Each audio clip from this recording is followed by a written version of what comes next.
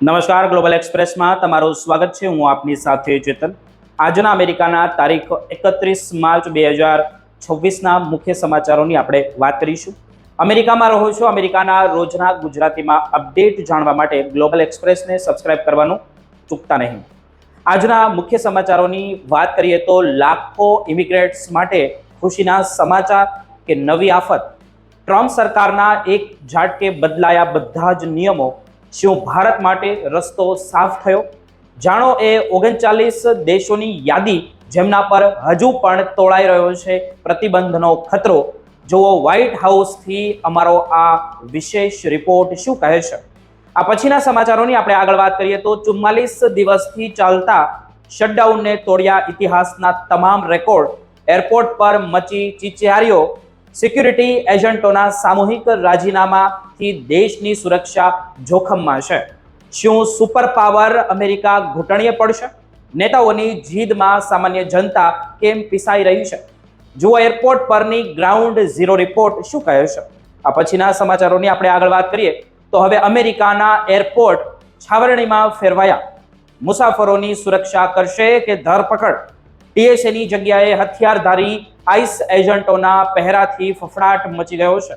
શું આ ઇમિગ્રેન્ટ્સને પકડવાનું નવું ષડયંત્ર છે કે મજબૂરી બની ગઈ છે? વ્હાઇટ હાઉસના એક આદેશથી આખા અમેરિકામાં અત્યારે ખળભળાટ મચી ગયો છે। જુઓ આ સનસનીખેજ ખુલાસો શું કહે છે। આ બધા જ સમાચારોની આપણે વિગતે ચર્ચા કરીએ। આપ જોતા રહો ગ્લોબલ એક્સપ્રેસ।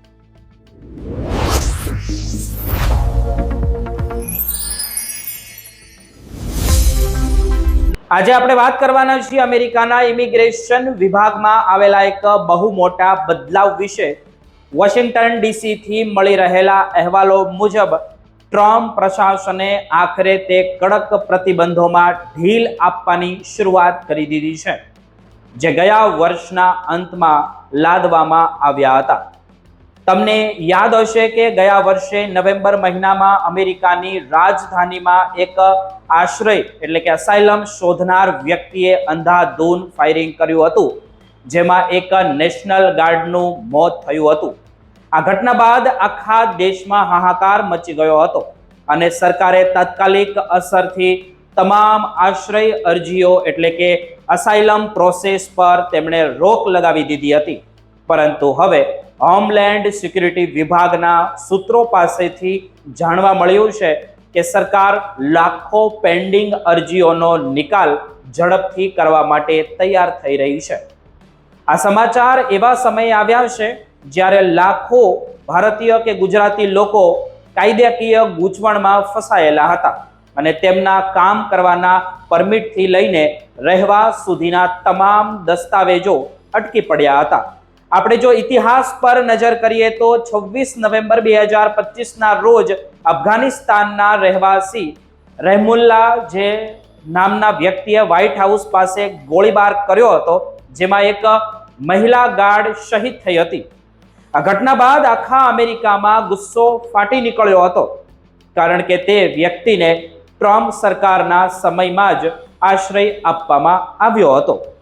આ એક મોટી સુરક્ષા ચૂક હતી અને તેના પરિણામે સરકારે ફોર્મ I-589 દ્વારા આવતી તમામ અરજીઓ પર તેમણે રોક લગાવી દીધી હતી જેમને બ્લેકેન્ટ પોઝ એટલે કે સંપૂર્ણ પ્રતિબંધ મૂકી દીધો હોય તેવું કહી શકાય। આ પ્રતિબંધના કારણે ન્યુયોર્કથી લઈને લોસ એન્જલિસ સુધીના તમામ પ્રોસેસિંગ સેન્ટરો બંધ થઈ ગયા હતા અને લગભગ 40 લાખ જેટલા કેસો બંધ કરી દેવામાં આવ્યા હતા।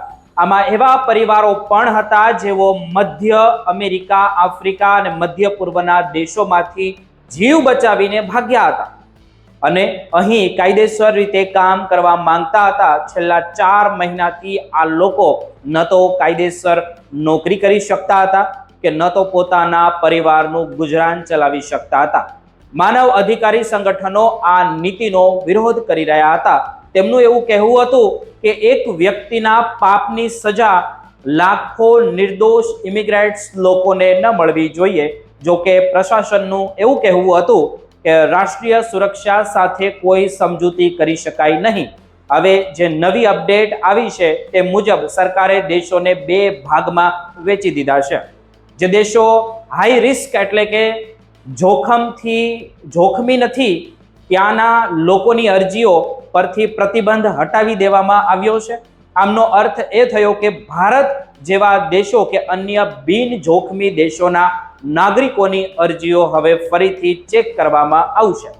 તેમાં ભારત શામિલ છે એટલે સારા સમાચાર કહેવાય અને તેમને વર્ક પરમિટ પણ મળી શકશે. પરંતુ Afghanistan, Haiti, Iran, Venezuela, Cuba, Somalia, Nigeria, Syria, Yemen જેવા ઘણા બધા 39 દેશો માટે હજુ પણ પ્રતિબંધ યથાવત છે. આ દેશોના નાગરિકોએ હજુ પણ FBI અને CIA જેવી એજન્સીઓની કડક તપાસમાંથી પસાર થવું પડશે. સરકારના પ્રવક્તાઓએ જણાવ્યું છે કે અમારો ઉદ્દેશ્ય સિસ્ટમની સુરક્ષા જાળવી રાખવાને વધારાનો બોજ ઓછો કરવાનો છે. આ નિર્ણયની જોઈએ તો રાજકીય અસરો પણ જોવા મળી રહી છે. ઇમિગ્રેશનના વકીલો આને આવકારી રહ્યા છે, જ્યારે રૂઢિચુસ્ત નેતાઓ ચેતવણી આપી રહ્યા છે કે ઉતાવળમાં કોઈ આતંકી કે ગુનેગાર અમેરિકામાં ઘૂસી ન જાય, તેમની કાળજી રાખવી પડશે. આર્થિક નિષ્ણાતો માને છે કે જો આટલા બધા લોકોને ફરીથી કામ કરવાની છૂટ મળશે તો અમેરિકાના અર્થતંત્રમાં અબજો ડોલરનો ફાયદો થશે. ખાસ કરીને કેલિફોર્નિયા અને ટેક્સાસ જેવા રાજ્યોમાં જ્યાં ઇમિગ્રેન્ટ્સની સંખ્યા વધારે છે, ત્યાં સ્થાનિક બજારોમાં તેજી આવશે. આ આખી ઘટના એ બતાવે છે કે કેવી રીતે એક હિંસક ઘટના આખી દુનિયાની નીતિઓ બદલી નાખે છે અને કેવી રીતે સરકારે સુરક્ષા અને માનવતા વચ્ચે સંતુલન જાળવવું પડે છે. અત્યારે તો લાખો લોકો માટે આ રાહતના સમાચાર છે, પણ ભવિષ્યમાં આ નીતિ કેટલી સફળ રહે છે તે જોવું રહ્યું. અમે આ મામલે તમને દરેક નાની મોટી અપડેટ તમારા સુધી પહોંચાડતા રહીશું.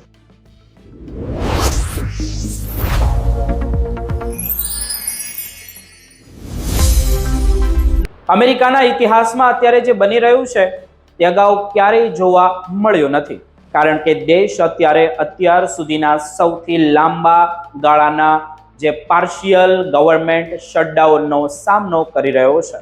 આજે 30 માર્ચ 2026ના રોજ ડિપાર્ટમેન્ટ ઓફ હોમલેન્ડ સિક્યુરિટીના ફંડિંગને લઈને ચાલી રહેલી ખેંચતાણનો 44મો દિવસ છે અને આ આંકડાએ ભૂતકાળના તમામ રેકોર્ડ તોડી નાખ્યા છે.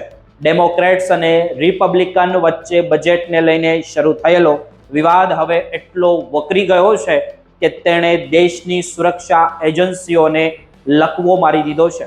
ખાસ કરીને TSA એટલે કે ટ્રાન્સપોર્ટેશન સિક્યુરિટી એડમિનિસ્ટ્રેશનના કર્મચારીઓ મોટા પાયે રાજીનામા આપી રહ્યા છે, જેમના કારણે દેશની વ્યસ્ત એરપોર્ટ પર અંધાધૂનીનો માહોલ જોવા મળી રહ્યો છે.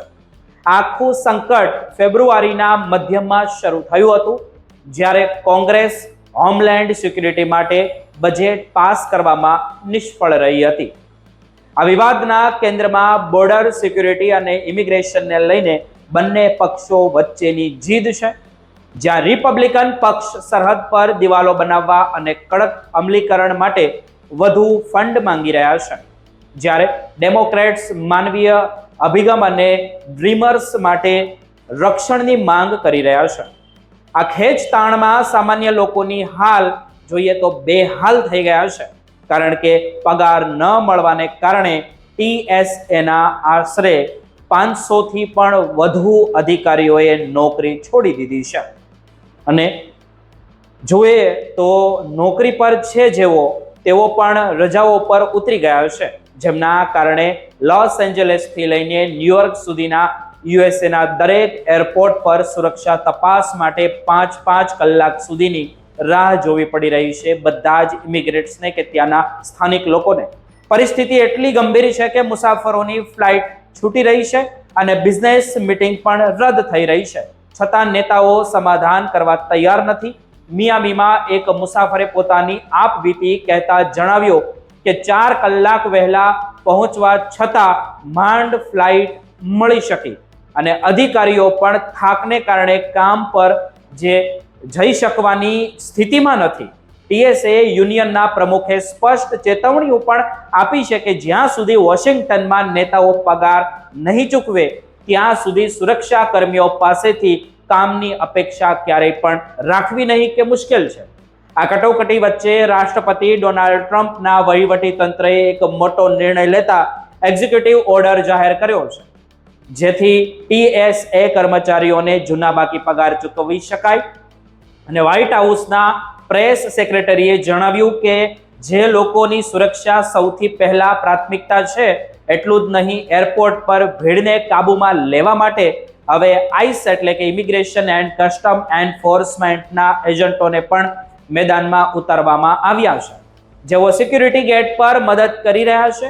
જો કે આ માત્ર કામ ચલાઉ વ્યવસ્થા ગણી શકાય કે પછી છે, કારણ કે TSAના સ્ટાફમાં સતત ઘટાડો થઈ રહ્યો છે, જે આવનારા સમયમાં એરપોર્ટ સુરક્ષા માટે મોટો ખતરો બની શકે છે. આ સંકટથી જોઈએ તો સીધી અસર અર્થતંત્ર પર પણ પડી રહી છે, કારણ કે એરલાઇન્સ કંપનીઓને કરોડોનું નુકસાન થઈ રહ્યું છે અને એરપોર્ટની અંદર ચાલતા નાના વેપારો પણ અત્યારે ભાંગી પડ્યા છે. રાષ્ટ્રીય સુરક્ષા નિષ્ણાતોનું એવું માનવું છે કે જ્યારે દેશની સુરક્ષા એજન્સીઓ જ નબળી પડે ત્યારે વિદેશી દુશ્મનો અને આતંકી સંગઠનોને નબળાઈની સંકેત મળી શકે છે, જે તેમને ફાયદો ગણાવે છે, જે લાંબા ગાળે અત્યંત જોખમી દેશ માટે સાબિત થઈ શકે. જો કે છેલ્લા કેટલાક દિવસોમાં પગાર મળવાની આશાએ પરિસ્થિતિમાં થોડો સુધારો થયો હોય તેવું દેખાઈ રહ્યું છે, પરંતુ હજુ પણ જે સંપૂર્ણ ઉકેલ કોસો દૂર દેખાઈ રહ્યો છે. હવે આ અઠવાડિયે વોશિંગ્ટનમાં ફરીથી ઇમરજન્સી બેઠકો મળવાની છે, ત્યારે આખું વિશ્વ જોઈ રહ્યું છે કે અમેરિકાના નેતાઓ પોતાની જીદ છોડીને દેશના હિતમાં ક્યારે નિર્ણય લેશે, કારણ કે સામાન્ય જનતા હવે આ રાજકીય ખેલથી કંટાળી ગઈ છે અને વહેલી તકે એરપોર્ટ પર સામાન્ય સ્થિતિ જોવા ઈચ્છે છે.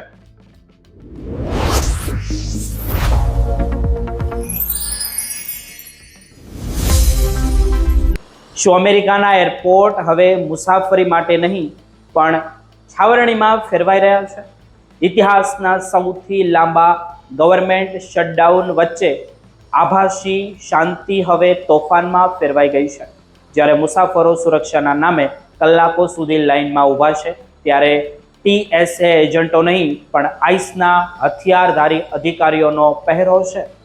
શું આ સુરક્ષા છે કે પછી કોઈ મોટા રાજકીય ખેલ? જાણો આ ખાસ રિપોર્ટમાં. અમેરિકાના આકાશમાં અત્યારે અનિશ્ચિતતાના વાદળો ઘેરાઈ ગયા છે અને એરપોર્ટ પર સ્થિતિ કાબુ બહાર જતી રહી હોય તેવું લાગી રહ્યું છે. ગવર્મેન્ટ શટડાઉનના 45 દિવસ જોઈએ તો વ્હાઇટ હાઉસ તરફથી એક એવો આદેશ આપવામાં આવ્યો જેમણે સમગ્ર દેશમાં ખળભળાટ મચાવી દીધો છે. બોર્ડર ઝાલ ટ્રોમ હોમને રાષ્ટ્રીય ટેલિવિઝન પર સ્પષ્ટ શબ્દોમાં કહી દીધું છે કે જ્યાં સુધી એરપોર્ટ પર સુરક્ષા 100% સામાન્ય નહીં થાય ત્યાં સુધી ઇમિગ્રેશન ઓફિસરો એરપોર્ટ છોડીને ક્યાંય નહીં જઈ શકે.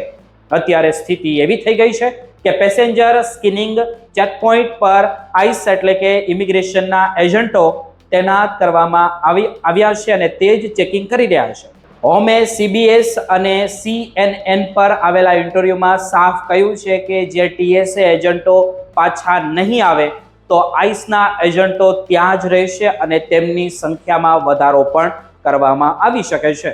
આ બધું ત્યારે થઈ રહ્યું છે જ્યારે TSAના આંતરિક આંકડાઓ દર્શાવે છે કે છેલ્લા 30 દિવસમાં લગભગ 600 થી વધારે સ્કિનિંગ કરનારા કર્મચારીઓએ કામ છોડી દીધું છે, કારણ કે ફેબ્રુઆરીના મધ્યમથી તેમના પગાર મળ્યા જ નથી.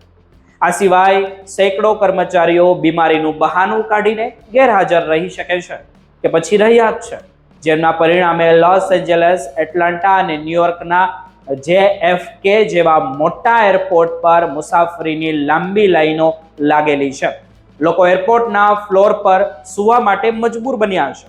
આ શટડાઉન પાછળનું મુખ્ય કારણ ઇમિગ્રેશન સુધારા પરના રાજકીય ગજગ્રાહ છે.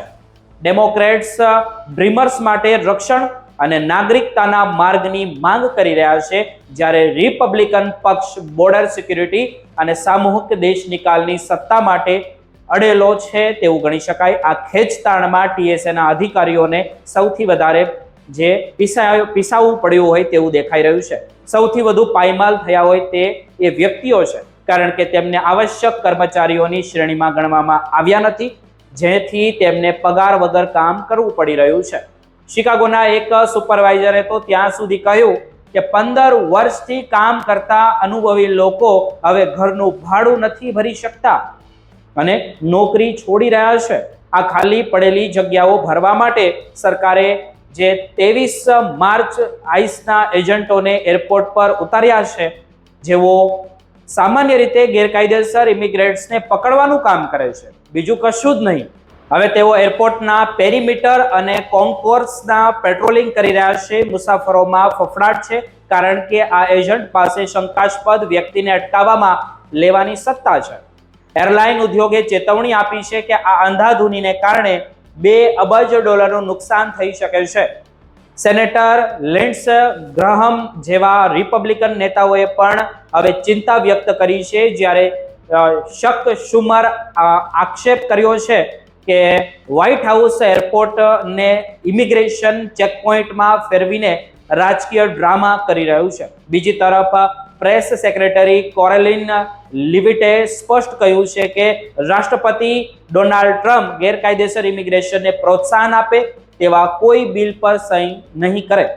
એરપોર્ટ પર અત્યારે લોકો TSAને પગાર આપો તેવા નારા લગાવી રહ્યા છે અને નિષ્ણાતો કહી રહ્યા છે કે જો આ સ્થિતિ વધુ સમય ચાલી તો મોટી સુરક્ષા ખામી સર્જાઈ શકે છે. હવે આખા અમેરિકાની નજર આવતીકાલની બેઠક પર છે કે શું આ શટડાઉનનો અંત આવશે કે પછી અમેરિકાના એરપોર્ટ પર આઈસના એજન્ટો કાયમી બની જશે, તે આપણે જોવું રહ્યું.